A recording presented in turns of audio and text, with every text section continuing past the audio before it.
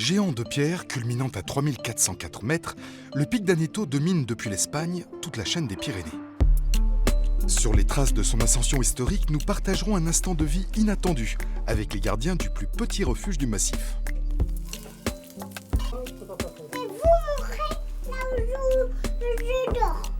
Et nous ferons une halte à Luchon, Oui, ça va. Hein. où je n'ai pas hésité à me mettre à nu pour vous. Pas plus? Non, le chômage. Vous gravirez crampons aux pieds le seigneur des lieux après avoir profité de l'hospitalité espagnole. Alors, je vais essayer de parler espagnol. Esta mejor que, mieux que. Ah, que, d'accord, bon. Esta mejor que.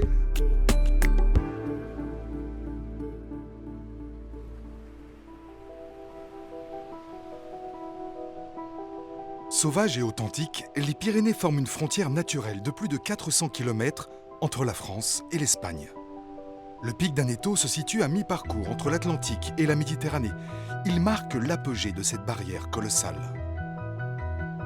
Son ascension emprunte la voie commerciale historique reliant les grandes villes de Toulouse en France et Saragosse en Espagne.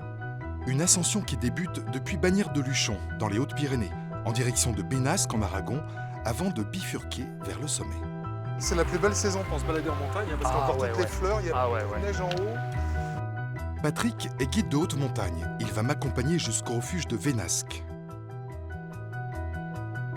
Laissant derrière nous l'Hospice de France, une longue ascension nous attend sur une pente si régulière qu'elle paraît presque monotone.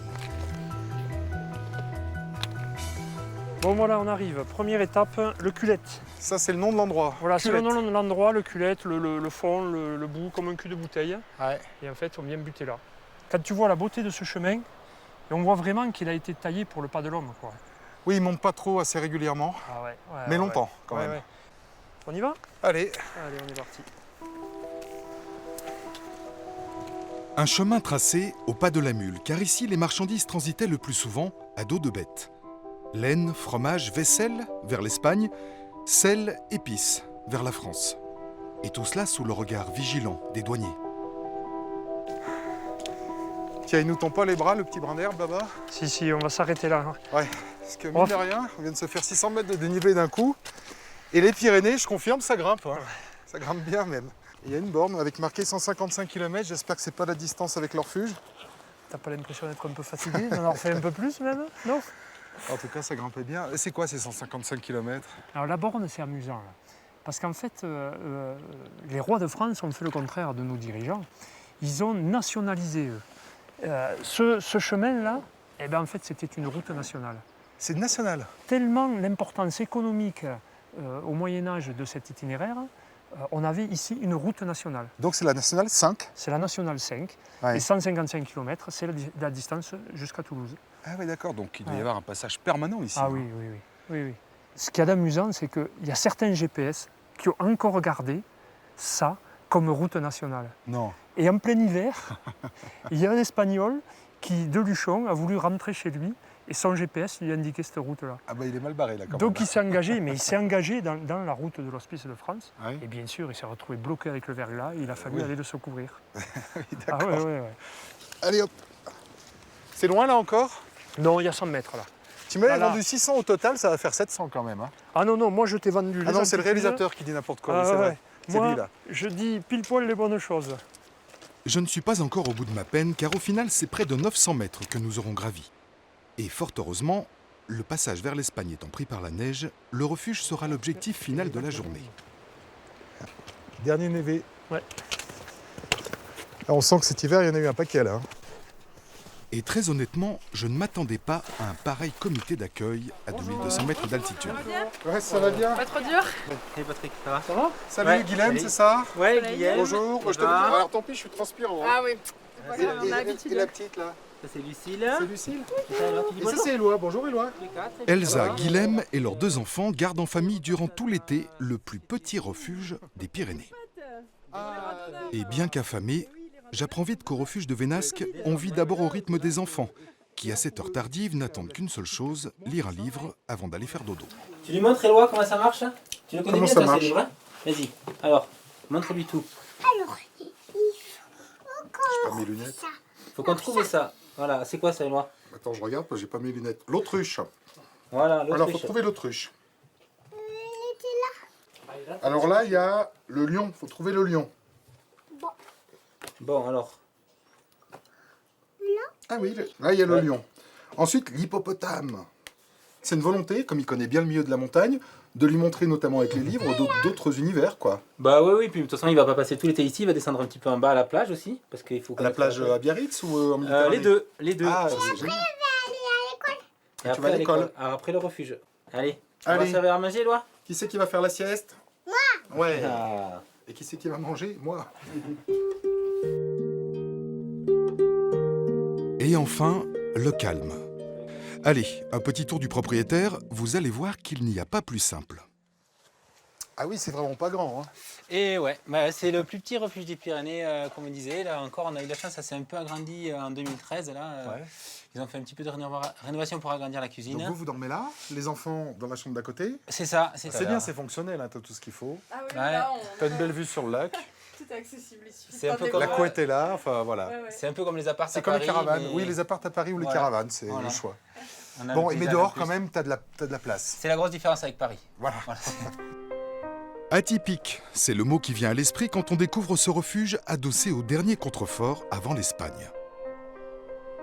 Chauffés par les rayons printaniers du soleil, les lacs du Boum révèlent lentement leurs eaux profondes. Un paradis qui se réveille jour après jour.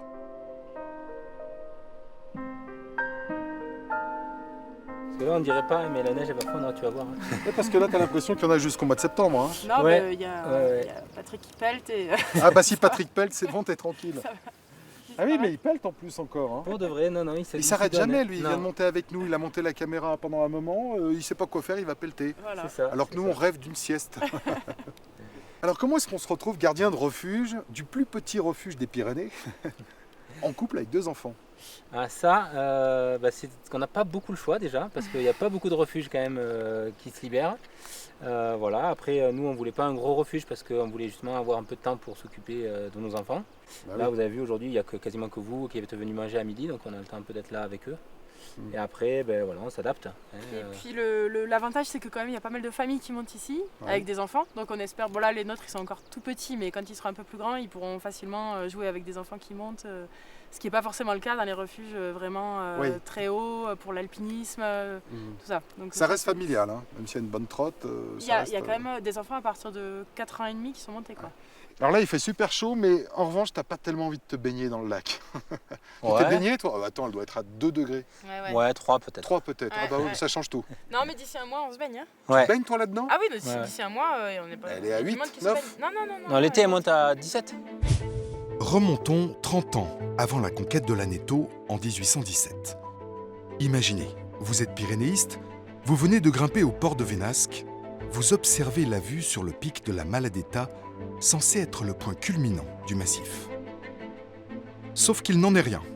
Et une fois parvenu à son sommet, vous constatez avec effroi que l'Aneto voisin, protégé par sa muraille de glace, le dépasse de 92 mètres précisément.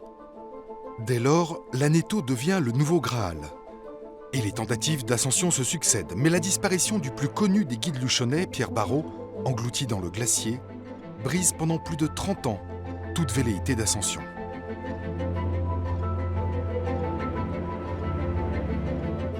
Seul un officier russe, Platon de Tchaïev, alors de passage dans les Pyrénées, se lance dans cette aventure complètement folle. Et c'est depuis Luchon qu'il organise son expédition. Bagnères de Luchon, dernière ville avant les sommets. Un havre de paix où après l'effort je compte bien me détendre un peu. L'histoire de Luchon, elle a commencé quand? Alors, il y a eu un point de départ. Le thermalisme. Ah, Les c'est ça. Romains. Grosse garnison de Romains, 30 000 Romains à Saint-Bertrand-de-Comminges, à une trentaine de kilomètres. Ouais. Et forcément, c'est un lieu de passage pour les batailles en Espagne. Oui, avec l'école. Exactement. Et sur le retour, les Romains ont découvert les sources thermales. Et un siècle avant Jésus-Christ, un soldat a eu la bonne idée d'aller se tremper dans les eaux. Et du coup, Il a dit, l'empereur allez, venez. l'empereur Tibère, du coup, a développé le thermalisme à Luchon. Alors le pyrénéisme, qui fait partie aussi de l'histoire de Luchon, c'est venu bien plus tard. Tout à fait. C'est au XVIIIe siècle, hein, avec toutes ces têtes couronnées qui venaient à Luchon. On drainait sur leur passage tout un tas de gens qui sont venus découvrir la montagne. Y compris pour s'intéresser à l'Aneto, qui est le plus haut point de la chaîne pyrénéenne, mais qui est chez les voisins. Il est en Espagne. Mais l'histoire de la conquête de l'Aneto, elle démarre à Luchon. Elle démarre à Luchon. Le point de départ, c'est Luchon.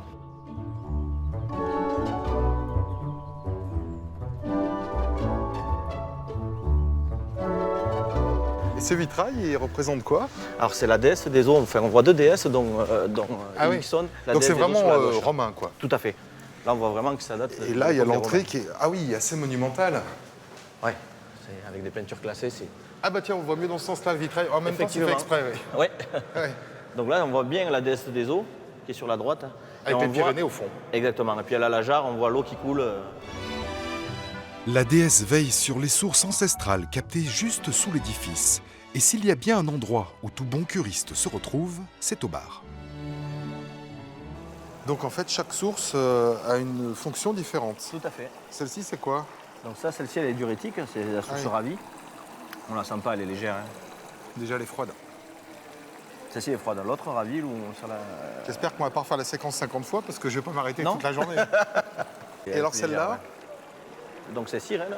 On le voit déjà, la température, c'est pas la Oh la même. vache! Et celle-ci, elle est très très chargée en soufre, on le sent bien. Hein. Ah oui, alors en fait, le soufre, c'est une odeur qu'on connaît, c'est l'œuf. Voilà, On fait exactement. cuire un œuf dur, quoi. Et celle-ci, elle permet de nettoyer toutes les voies respiratoires. Allez, courage. Allez, on va jusqu'au bout. Ah, on dirait un thé à l'œuf. Exactement. On a peut-être créé un concept aujourd'hui. Est-ce qu'il y a d'autres endroits un peu plus ludiques? Allez, on va aller vers le ludique et vers le vaporarium. Oui, allez. Allez, c'est parti. Donc, on avait dit plus ludique. Voilà, ça c'est ludique, ça.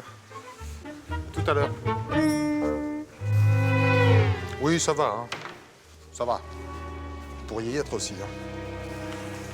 Ah, c'est un endroit silencieux, visiblement. Hein. Et là, on passe sous la montagne. D'accord. Allez, vas-y. Ouais, passe, je t'en prie. Bon. Ouh là là là là là là là. Aïe, aïe, aïe, aïe, aïe. Bon, alors à partir de maintenant, on prend la petite caméra parce qu'il y a trop de buée ici pour les grosses. Avec un taux d'humidité avoisinant les 100%, nous entrons dans le plus grand hammam naturel d'Europe. Et alors, d'où vient cette chaleur intense? Tu dis qu'il n'y a pas de chauffage ici? Et non, c'est la chaleur de l'eau thermale en fait qui chauffe la galerie. C'est ça là? Exactement. Donc là, on est autour des 42 degrés. Et c'est Pas naturel. plus? Non. Je suis en nage. Mais c'est l'effet d'être dans une grotte, on est dans un lieu fermé.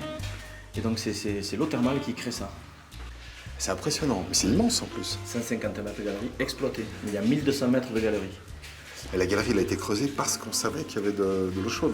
Elle était déjà exploitable, c'était déjà des galeries. Ouais. On les a excavées un petit peu pour pouvoir y circuler à l'intérieur, mais elles existaient déjà. Les Romains les utilisaient déjà à l'époque.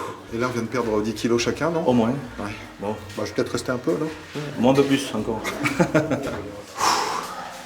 Mais on s'y fait quand même en circulant. Non, on s'y fait pas, Non. je déteste.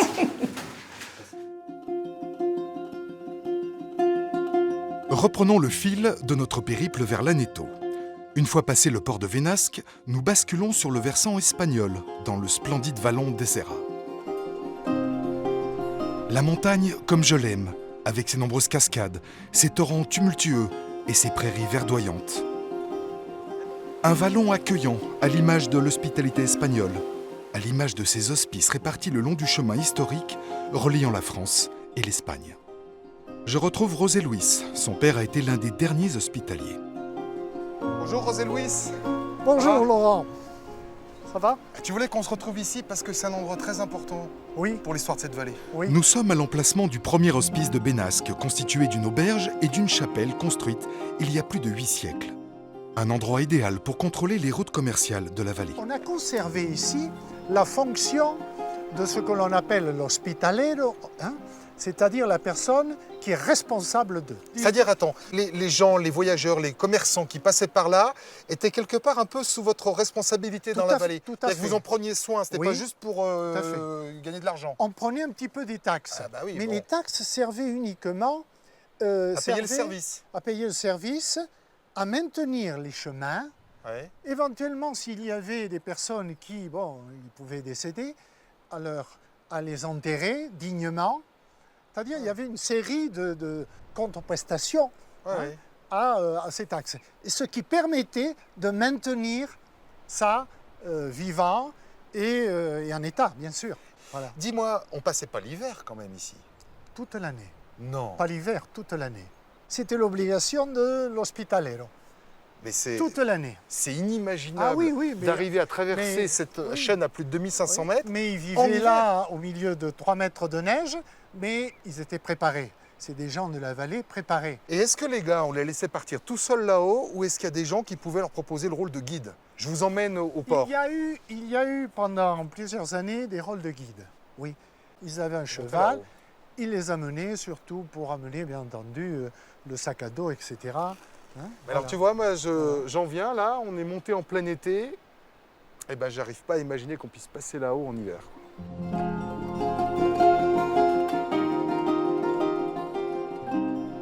Je rejoins l'actuel hospice, le 5e de la vallée.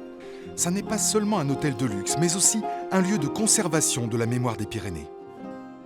Entre livres et lithographie, Rolleré nous montre avec fierté sa salle au trésor qui abrite la première carte des Pyrénées.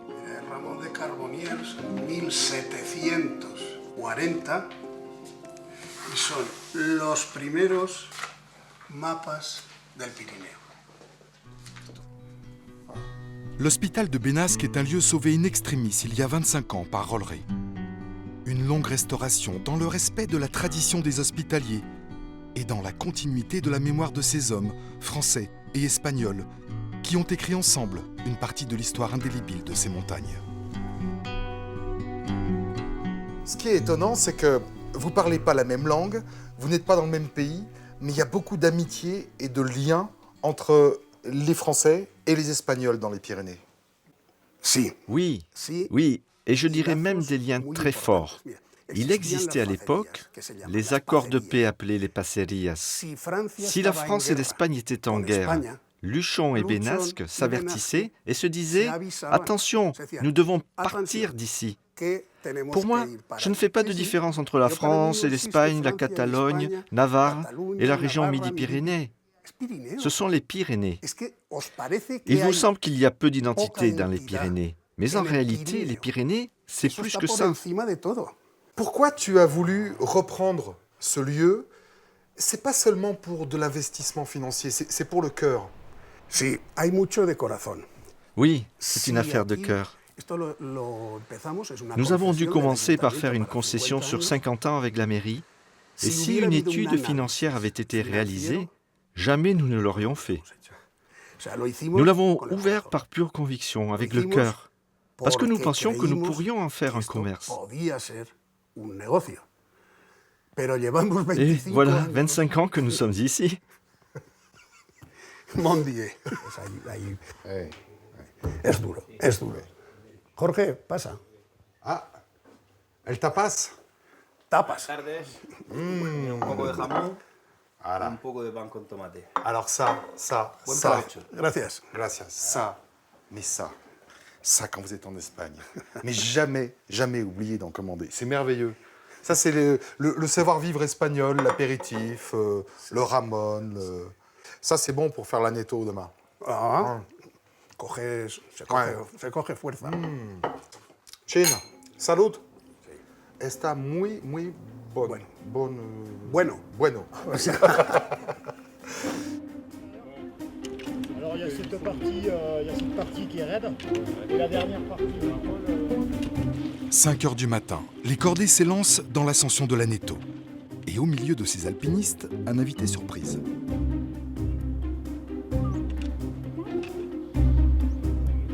Oh, tiens, où tu vas aller, toi? Mais où tu vas?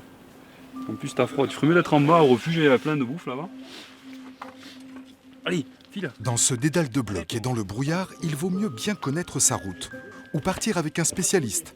Norbert est guide à la compagnie de Luchon. Aujourd'hui, il amène des clients venus des 4 coins de la France. Et parmi eux, 2 débutants qui rêvent de faire l'Aneto depuis longtemps. Allez, là on fait attention, il y a des petits passages de désescalade, rien de dur. Mais avant de prendre pied sur le glacier, le chemin est encore long.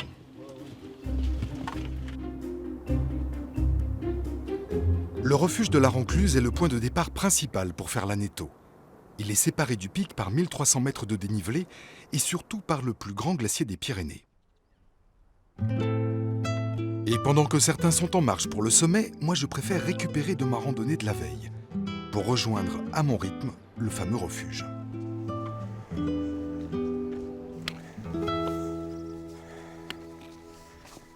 Vous voyez cette échancrure dans la montagne derrière? C'est ça le port de Vénasque, et c'est par ici que les pionniers de l'Aneto sont passés au départ de Luchon. Ils ont traversé cette vallée qui devait être à peu près dans le même état. C'est un parc régional en Espagne, absolument magnifique. Construit il y a tout juste un siècle, le refuge de la Rencluse est l'un des plus grands des Pyrénées, à l'image de l'engouement qui existe depuis 150 ans pour le sommet de l'Aneto. Antonio, ça fait combien de temps que tu es gardien de refuge ici? Hace ya 46 años que empecé la primera temporada a estar aquí. Ça fait maintenant 46 ans que j'ai fait ma première saison ici, dans ce refuge, avec une maison que j'avais 15 ans. Et j'ai commencé en l'aidant, en travaillant ici régulièrement. Tu connaisses el Aneto? Yo sí, subí al Aneto. Oui, je connais l'Aneto. J'y suis monté pour la première fois, je n'avais que 12 ans avec ma famille. Et effectivement, à partir de ce moment-là, j'ai particulièrement aimé l'Aneto et le reste des montagnes. Est-ce qu'en Espagne, l'Aneto, c'est une montagne star très connue? Sí, está muy reconocido porque en el Pirineo es el pico más alto que hay. Entonces, lógicamente, oui, c'est une montagne très reconnue, car c'est le plus haut pic des Pyrénées. Donc il attire logiquement plus de monde. C'est également un pic relativement facile d'accès, que ce soit en été ou en hiver. Et quel est l'endroit le plus compliqué pour aller là-haut? La partie la plus compliquée pour monter l'Aneto, c'est le glacier, car cela nécessite d'être équipé, avec des crampons, des piolets, des cordes.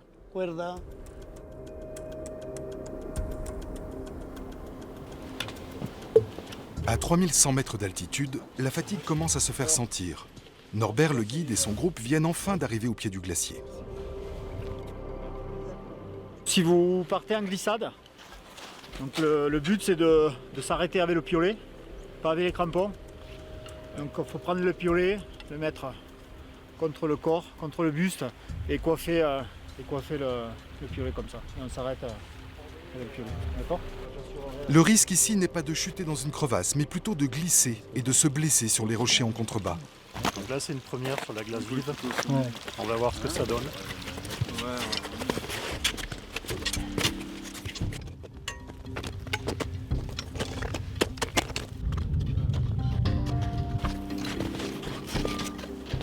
800 mètres de traversée qui semblent aujourd'hui faciles. Mais il y a 150 ans, les hommes redoutaient les glaciers. Et l'Aneto ne déroge pas à la règle. Son glacier, autrement plus impressionnant à l'époque, fut tout simplement évité et contourné par le versant sud.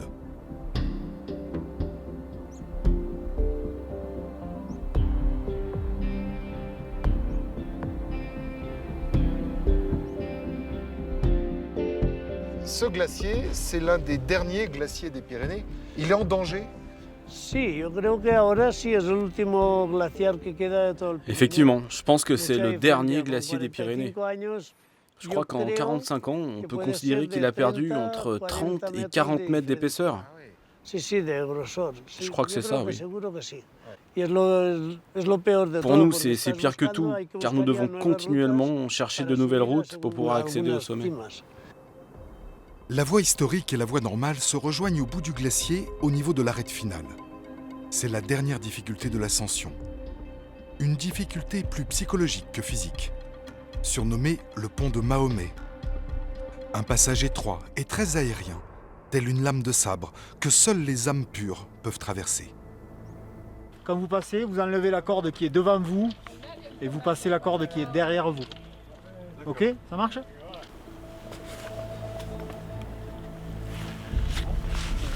J'ai une crampe. Tu donnes un peu de mou, Max? Essayez de garder vos cordes un peu tendues. Ça l'aurait pas fait. Allez, bravo.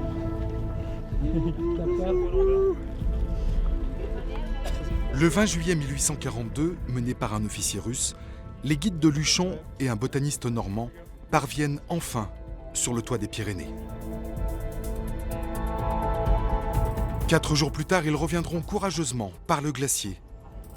Un exploit devenu aujourd'hui l'une des ascensions les plus classiques de ce massif. Avant de quitter les Pyrénées, je voulais absolument vous emmener découvrir cet endroit qui est sublime, sans doute l'un des plus beaux du massif. Alors vous l'avez compris, je suis côté espagnol. La ligne de crête ici, c'est la frontière avec la France. Et toutes les rivières, en principe, coulent en direction de la Catalogne et de la Méditerranée. Toutes les rivières, sauf une, celle-ci, qui provient directement du pic d'Aneto et de ses glaciers. Elle s'engouffre sous la montagne et ressurgit en France. Vous savez ce que c'est cette rivière? C'est l'une des sources principales de la Garonne qui va ensuite poursuivre son chemin en direction de Toulouse, de Bordeaux et de l'Atlantique. Voilà, cette émission est terminée. On se retrouve comme d'habitude sur les réseaux sociaux pour discuter. Et puis d'ici là, je vous souhaite une excellente semaine à tous.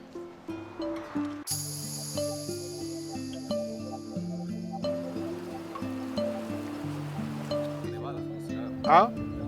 Ouais. T'apprécies bien la source? Bah disons que là je suis filmé, je suis obligé de la voir. Mais on s'y fait quand même un petit peu. Non, on s'y fait pas, Non, je déteste. Tu sais pas ce que c'est ça? C'est une caméra. Donc lui là, il est monté avec sa caméra aussi. Hein. Et puis Jean-Yves aussi. Bravo les gars, bravo. 5 minutes de calme, sans micro, sans caméra, sans rien, juste pour profiter du silence de cet endroit magique. Est-ce que ça c'est possible? Possible? Merci. Ah.